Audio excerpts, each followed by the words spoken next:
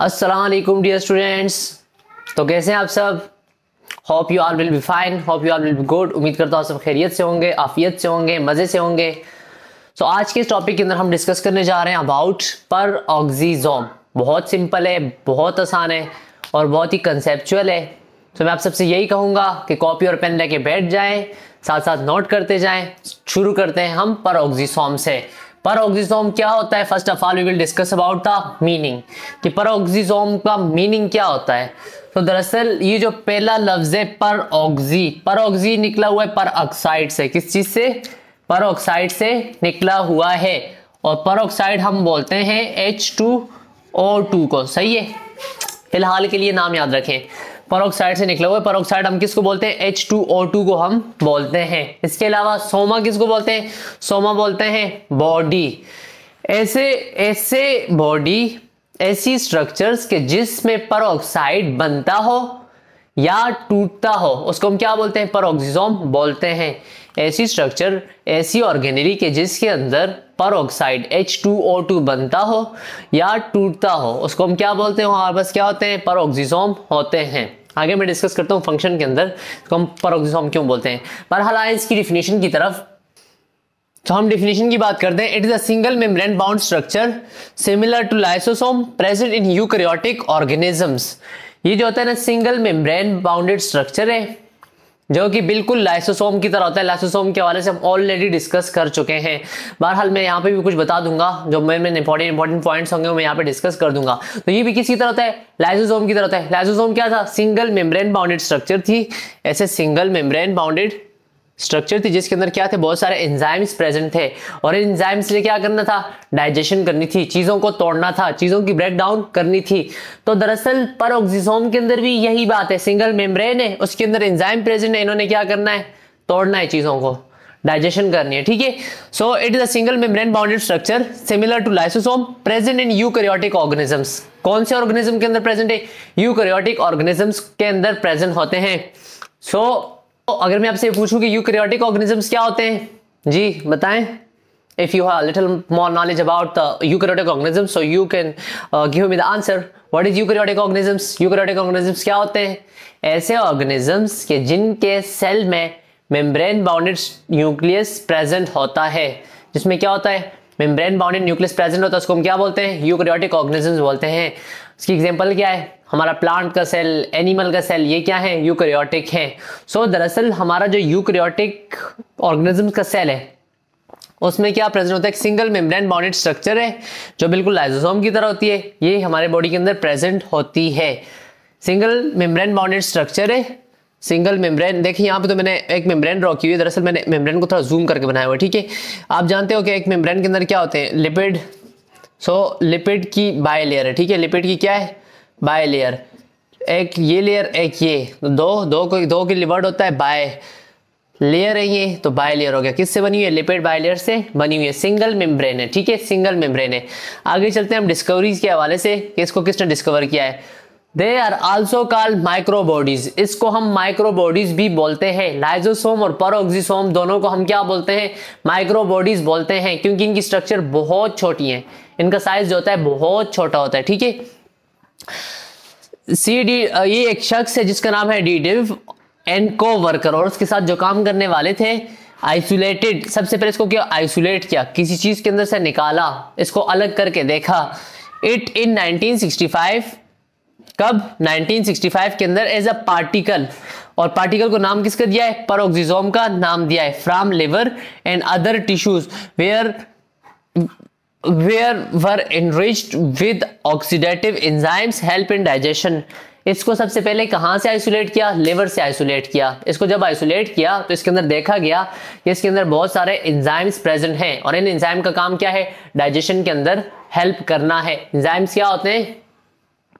Enzymes are the organic catalyst which can alter the speed of reaction, जो क्या करते हैं किसी भी रिएक्शन की स्पीड को चेंज करते हैं, या स्पीड को कम कर रहे होंगे या उसको बढ़ा रहे होंगे। ठीक है जी, आगे हम डिस्कस करते हैं। अच्छा, ये कुछ बातें ये भी लिखी हुई हैं कि इसको लिवर के अंदर देखा गया ज़्यादातर, इसके अलावा बाकी भी टिश्यूज़ के अंदर देखा गया, जहाँ पे इसके अंदर देखा गया कि इसके अंदर बहुत सारे ऑक्सीडेटिव एंजाइम्स थे। क्या थे? ऑक्सीडेटिव एंजाइम, ऐसे एंजाइम जिन्होंने ऑक्सीडेशन करवानी है, जिन्होंने क्या करना है? ऑक्सीडेशन करवानी है, जिन्होंने ऑक्सीजन की एडिशन करनी है दूसरे मॉलिक्यूल के साथ। ठीक है, हेल्प इन डाइजेशन, और इनका काम क्या है? इन्होंने किस चीज में हेल्प करनी है? डाइजेशन के अंदर हेल्प करनी है। इनको हम माइक्रोबॉडीज क्यों बोलते हैं? क्योंकि इनका साइज जो होता है बहुत ही छोटा होता है। सो इनकी साइज ये अगर बात की जाए तो ये तकरीबन 0.5 माइक्रोमीटर होते हैं डायमीटर में। आप अगर इसको कट करके देखोगे ना तो इसका साइज कितना है? 0.5 माइक्रोमीटर जो होता है इसका डायमीटर होता है। आगे चलते हैं, केमिकल कंपोजिशन की अगर बात करें, सो परऑक्सीसोम जो होता है ना, केमिकली परऑक्सीसोम कंटेन प्रोटीन। इसमें क्या प्रेजेंट होता है?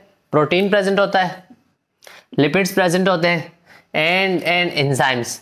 देखें, लिपिड तो उसकी स्ट्रक्चर में ही प्रेजेंट है, इसके अलावा all enzymes are protein in nature, और इसके अलावा एंजाइम्स भी इसके अंदर प्रेजेंट होते हैं। तो ये लिपिड से, प्रोटीन से और एंजाइम से मिलकर बना हुआ है। ठीक है, अगर एंजाइम की बात की जाए तो इसके अंदर ज्यादा से ज्यादा कौन से एंजाइम? ऑक्सीडेज और कैटालेज प्रेजेंट होता है। ऑक्सीडेज का काम क्या है? ऑक्सीडेशन करवाना। ये मैं आगे आपको फंक्शन में समझाऊंगा कि ऑक्सीडेज कैसे ऑक्सीडेशन करवा रहा है। कैटालेज का काम है तोड़ना। किस चीज को तोड़ना? इसी H2O2 को क्या करना? तोड़ना। ठीक है, आगे चलते हैं। स्ट्रक्चर की अगर बात की जाए तो हमारे पास जो लाइसोसोम होता है ना, परऑक्सीसोम जो होता है ना, परऑक्सीसोम क्या है? सिंगल मेम्ब्रेन है। क्या है? सिंगल मेम्ब्रेन स्ट्रक्चर इसकी प्रेजेंट होती है। तो यहाँ पे लिखा हुआ है कि peroxisome is a single membrane bounded structure founded in both plant and animal cell. ये हमारे यूकैरियोटिक सेल्स के अंदर प्रेजेंट होता है, प्लांट के सेल में भी प्रेजेंट होता है और एनिमल के सेल के अंदर भी प्रेजेंट होता है। सिमिलर टू लाइसोसोम, ये किसकी तरह है? बिल्कुल लाइसोसोम की तरह। इसके अगर फंक्शन की बात की जाए ना तो ये इन्वॉल्व होता है इन break down of H2O2। H2O2 को तोड़ने के अंदर ये क्या होता है? इन्वॉल्व होता है। इसके अलावा अब देखें, मैं आपको इसके फंक्शन थोड़े से डिटेल में करवाना चाह रहा हूं। इसके फंक्शन क्या है? देखो, इसमें दो टाइप के एंजाइम प्रेजेंट है। कितने टाइप के? दो टाइप के एंजाइम प्रेजेंट, या ऑक्सीडेज है या क्या है? कैटालेज है। हमारी बॉडी के अंदर फ्री रेडिकल बन रहे होते हैं किसके? ऑक्सीजन के। ऑक्सीजन के ऊपर जब हम डॉट लगा रहे होते हैं ना, डॉट रिप्रेजेंट कर रहे सिंगल इलेक्ट्रॉन को, इसको हम बोलते हैं फ्री रेडिकल। कैसे बनता है? जब लाइट पड़ती है ना हमारे बॉडी के ऊपर, जब लाइट पड़ती है इसके नतीजे में फ्री रेडिकल बन रहे होते हैं। इसके अलावा बाकी बहुत सारे रिएक्शन है जिनके नतीजे में फ्री रेडिकल बन रहे होते हैं। आपको यहाँ फ्री रेडिकल नहीं सीखना, बहरहाल सिर्फ जहन में रखना है कि फ्री रेडिकल बनना होता है। ये जो फ्री रेडिकल बना है ना, इस तरह ऑक्सीजन के फ्री रेडिकल बन रहे होते हैं। ठीक है, ऑक्सीजन का फ्री रेडिकल जो होता है ना, ये हमारे सेल्स को नुकसान पहुंचा रहा होता है, बाकी सेल्स को भी क्या कर रहा है? ये नुकसान पहुंचा रहा है। तो इसको खत्म करना है। इसको खत्म करने के लिए ये जो हमारे पास परऑक्सीसोम है, ये क्या कर रहा होता है? H2O को मिला लेता है इसके साथ इसका क्या करवा देता है? रिएक्शन करवा के इन दोनों की, इस H2O की क्या करवा देता है? ऑक्सीडेशन करवा देता है। क्या करवा देता है? ऑक्सीडेशन। ऑक्सीडेशन किसको बोलते हैं? Addition of oxygen. So H2O के अंदर जब एक ऑक्सीजन मिलता है तो क्या बन जाता है? H2O2 बन जाता है। सो क्या बना दिया? इस फ्री रेडिकल से क्या बना दिया? H2O2 बना दिया। H2O2 बना के इसको क्या कर दिया? यहाँ पे स्टोर कर दिया। ठीक है, पहली बात। जो हमारे पास ऑक्सीडेज एंजाइम था उसने क्या करवा दिया? ऑक्सीडेशन करवा दी। ठीक है, ये यहाँ पे आगे मैं फंक्शन में समझा देता हूँ। ऑक्सीडेशन की समझ आ गई? कैसे करवाई इसने? H2O के साथ क्या मिला दिया? एक नैनसेंट, इसको हम नैनसेंट ऑक्सीजन भी बोलते हैं। नैनसेंट ऑक्सीजन, मासूम सा ऑक्सीजन। ये बहुत रिएक्टिव होता है, ये very very reactive, very very reactive. कोई भी चीज मिलेगी इसके साथ ये आसानी से रिएक्शन कर लेता है। ठीक है, सो पहला काम क्या था? इसने हमारे सेल को ऑक्सीजन के नुकसान से बचा दिया, फ्री रेडिकल के नुकसान से क्या कर दिया? बचा दिया। फ्री रेडिकल को किस पे कन्वर्ट कर दिया? H2O2 के अंदर कन्वर्ट कर दिया। सो यहाँ पे लिखा हुआ है कि it involve in break down of H2O2। इसने क्या करना है? अच्छा, ये वाला फंक्शन तो यहाँ पे मैंने नहीं लिखा हुआ है। So it involve in the formation of H2O2 by the addition of oxygen to H2O। जब ये इस फ्री रेडिकल ऑक्सीजन को ऐड करेगा H2O के साथ तो क्या बना देगा? H2O2 बना देगा। बनाने का काम हो गया। अब हम बात करते हैं ब्रेक डाउन की। It involve in break down of H2O2। अब H2O2 बनाया, एक H2O2 बनाया, इसी तरह दूसरा बनाया, 2 H2O2 बनाए। ठीक है, अब क्या होना है, इस H2O2 को इसने क्या कर देना है, तोड़ देना है। इन दोनों को क्या करना है, तोड़ देना है। जब ये इन दोनों को तोड़ रहा होगा ना, देखो यहाँ पे कितने, 2 हैं, 2 H2O2 है, 2 H2O2 टूटे, इनके नतीजे में क्या बनते हैं, 2 वाटर के मॉलिक्यूल बनते हैं। क्या बने, 2 वाटर के मॉलिक्यूल बने, साथ में एक O2 का मॉलिक्यूल बना। काउंट करो इनको। अच्छा, अगर इस तरफ देखा जाए तो हमारे पास कितने H2O2 के मॉलिक्यूल हैं, 2 मॉलिक्यूल हैं। हाइड्रोजन काउंट करो, 2 यहाँ पे, 2 यहाँ पे, कितने हो गए, 4 हो गए।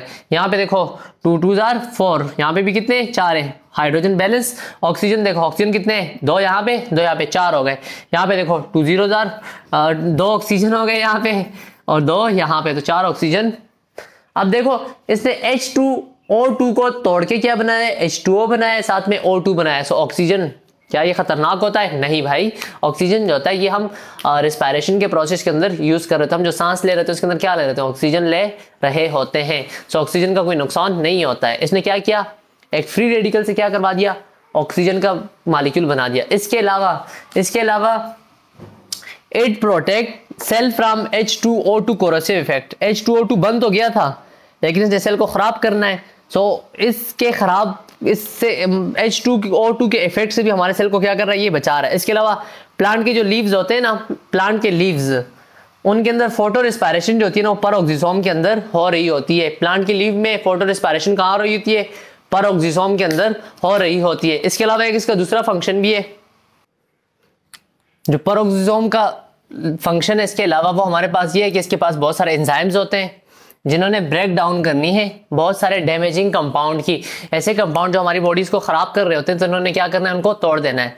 मिसाल के तौर पे हमारे पास अल्कोहल है। अल्कोहल किसको बोलते हैं, शराब को बोलते हैं, ठीक है। शराब जो होती है, कोई शख्स अगर शराब पी ले तो उसकी बॉडी में उसके बहुत सारे नुकसान हो रहे होते हैं।